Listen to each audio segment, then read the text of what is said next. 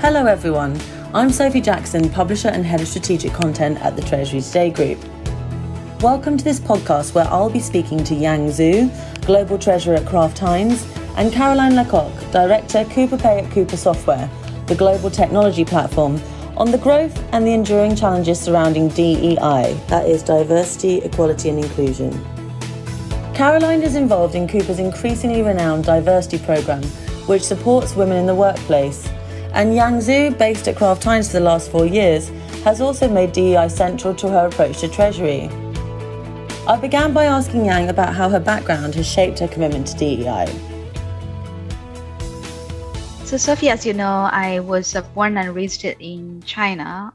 And for a long time in my life, I always took for granted that the men and women are made equal because in China, there's a lot of women participating in the workforce. And until I had an opportunity to pursue my master's degree in Europe, and later I had many opportunities to tour around many different countries, including the America and, back in multiple different countries in Europe and later in Asia Pacific, I realized, first of all, there are people start talking about it and make me aware there is, just to open my eye, there is an inequality in the workforce. So just in general, in finance, I noticed there are very few women leaders. And then when I look more narrowly into my treasury space, and even fewer. And I couldn't comprehend why. Particularly when I saw that when we recruit people at the very beginning, and it was more or less balanced. And then when I look further into the data and working to my own organization, I start realizing we start losing our women in the beginning toward the middle of the career because there's still this social implied understanding of a woman needs to be taking care of more family duties at the same time if they can take the time and to be a professional. So it was not as I was taking for granted there. You should be part of the workforce, just a period. So I realized there was maybe this unsaid rule or somehow imposed but an unspoken rule, or just because the things get too much, there's the needs to succeed in life, in the family, in child rearing, and at the same time you want to be growing up professionally, and everyone wants to be fulfilled. And sometimes it's a personal choice, and it was good as long as it's a conscious choice to leave the workforce. But for many, I didn't think that was a conscious choice, but the difficulty to balance it all. Caroline, let's hear from you. Where has your interest in this topic come from? Fairness and justice, they have always been really important to me. Throughout my career, I have experienced gender inequality as I have always worked in a more male-dominated industry. So my first experience with this topic was back in 1998 when I worked in New York and I was director of the Belgian American Chamber of Commerce. I was invited to attend the yearly event of the European directors, of which I was the only woman. While I was waiting for the event to begin, one of the men casually ordered a coffee for me as he thought I must have been the waitress. After this incident, I was really determined to always fight for equal treatment. There are several other examples of inappropriate behavior and gender bias. For example, later, while working at a bank in Asia, I was denied a well-deserved promotion and told that as a woman, I was not able to manage a team of men. That incident also led me to resign. Yeah, I mean, that's shocking. I'd love to say that those stories were surprising, but I think over the course of the last decade, there are many like that. I mean, hopefully things are improving. I think just the fact that we're even able to have this conversation is something that causes me great optimism. You're no longer working in that kind of environment and you're in a new space and in a new company. So tell me a little bit about Coupa's involvement in this space and what you're feeling excited about within that this year. I actually was very happy to join Coupa because I did some research and I saw that it was one of the better companies to work for in technology. It's like it made always the one of the 100 best companies to work for in technology. So I was like, let's give it a try. I've always worked for really big companies and this was a smaller company. It's still big. It's over 3,000 people. But for me, like after HSBC and KPMG and Standard Chartered Bank, it's rather small. And I was also pleasantly surprised when I joined Coupa to see that there was Empower. So Empower is to women, it's leadership, but Coupa is actually to business spend management. At Coupa, actually, we believe talent should thrive irrespective of background or gender, because greater diversity makes business better for everyone. And that was also my opinion. So it's really nice to be part of a group of women and allies that help us ourselves grow through organizations, participate in communities, and create some impact. So it's nice to see that there is a mission at Coupa to break down barriers to women's success by creating a community of working together. And I actually really felt that as joining Coupa very newly, because it's only been 9 months. And I also feel that that's actually working. Thank you both for these responses.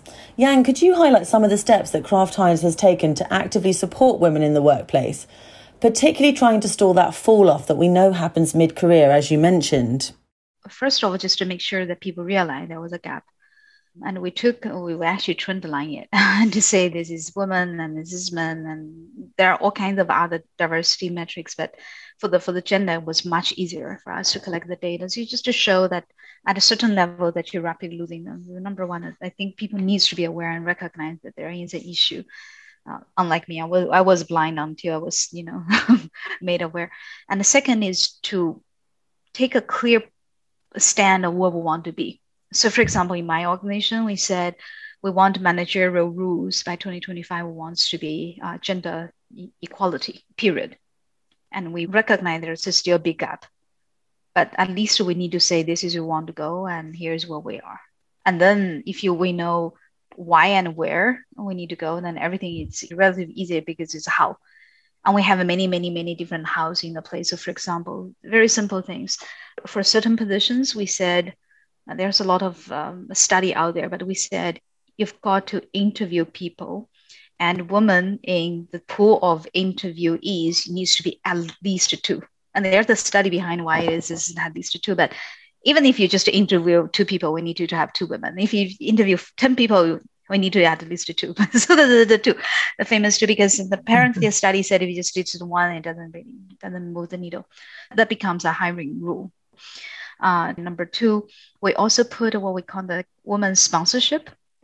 So what we did is we took more junior and mid-ranking of the managerial, very good potential ladies in our organization, and we made sure there's a certain sponsors.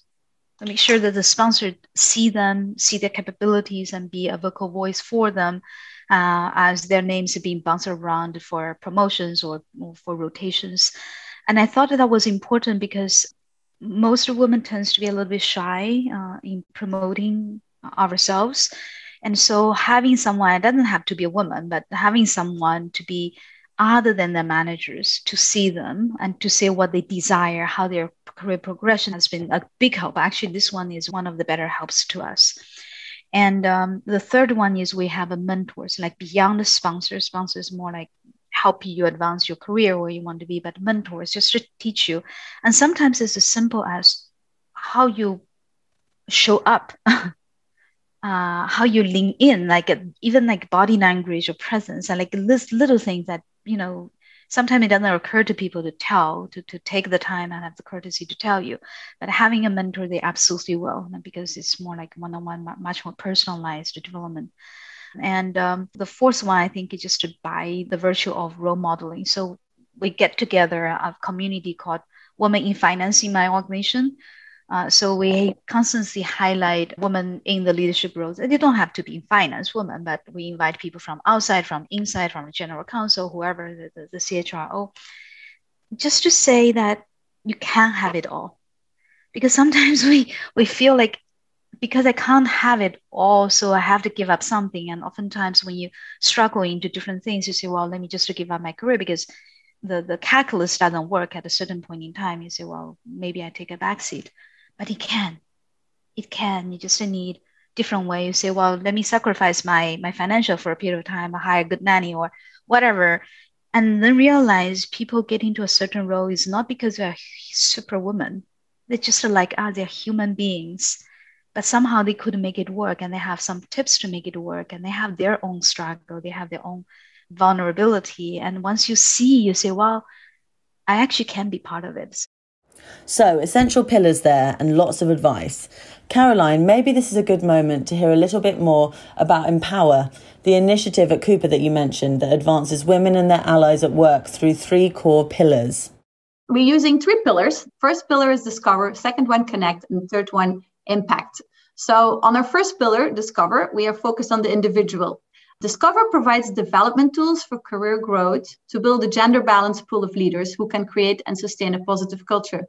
Inside of Coupa, that means that we facilitate mentoring opportunities to support upcoming female talent, both with internal and external mentorship, and created high-quality training programs, which I also have been part of. So the second pillar, Connect, there we develop bonds and we try to impact change across a shared ecosystem of female leaders, events, to facilitate discussions around relevant topics. And in these topics, we aim of connecting women and allies in the professional sphere.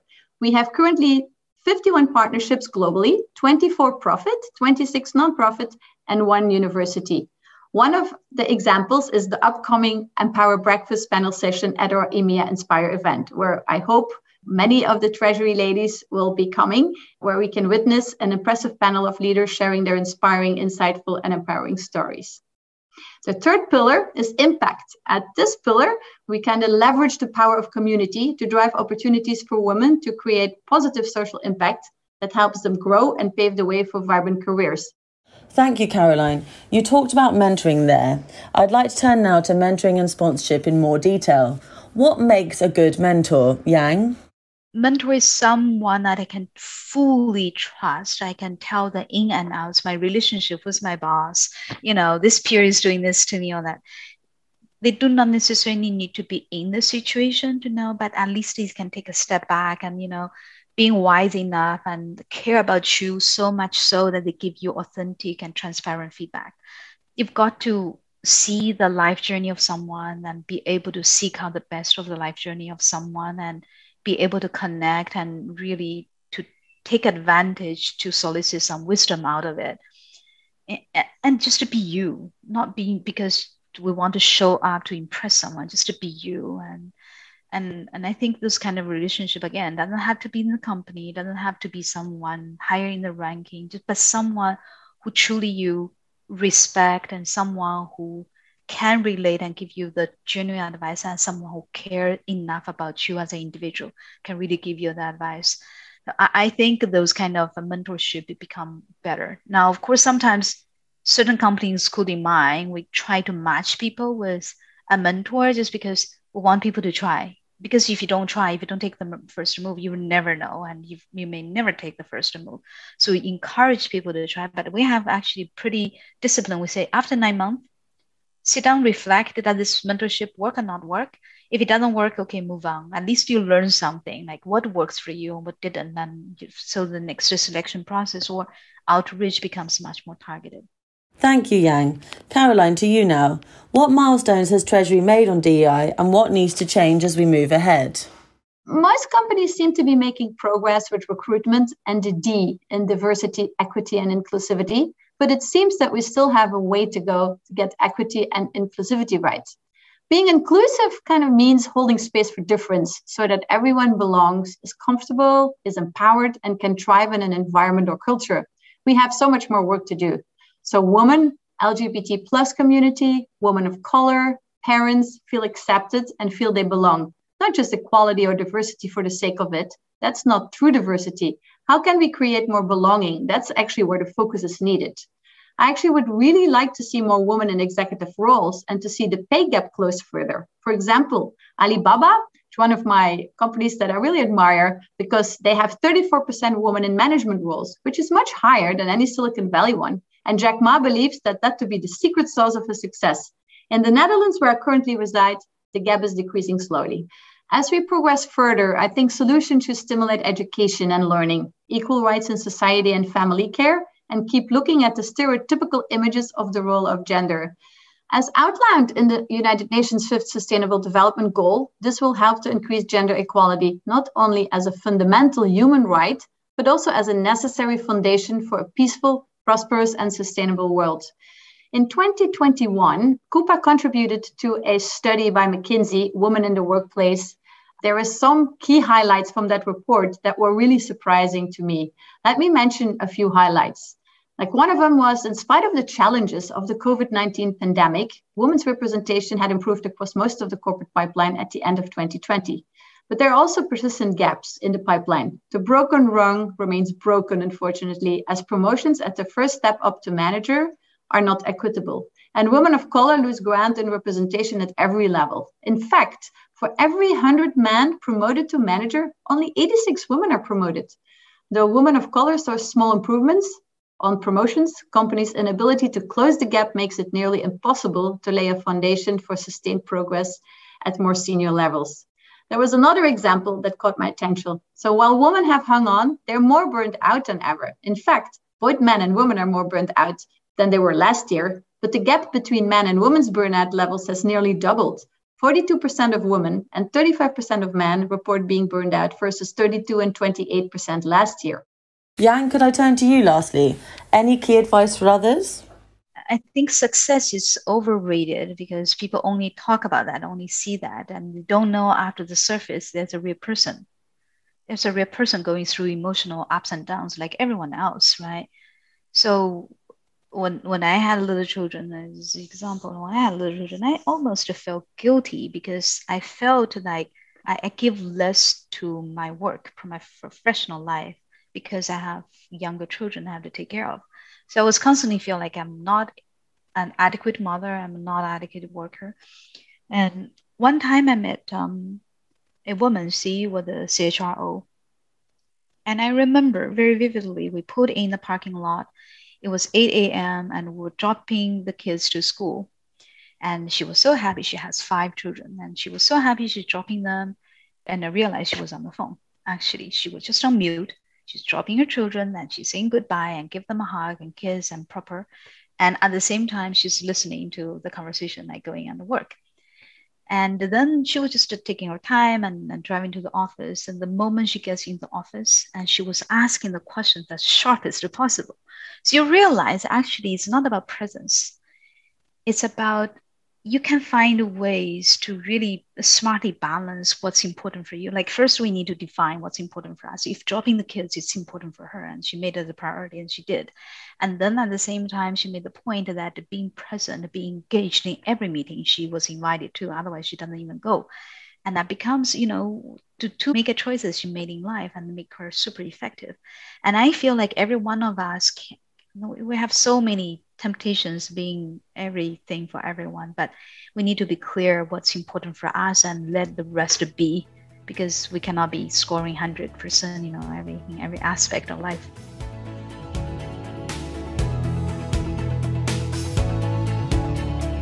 Yang and Caroline, thank you both so much. My name is Sophie Jackson and you've been listening to Yang Zhu, Global Treasurer for Kraft Heinz, and Caroline Lecoq, Director, Coupa Pay at Coupa Software. If you'd like to find out more about Coupa's Empower initiative, go to www.coupa.com/empower. Don't forget to subscribe to the Treasury Today podcast channel to get further episodes in this series. You can find us wherever you get your podcasts from.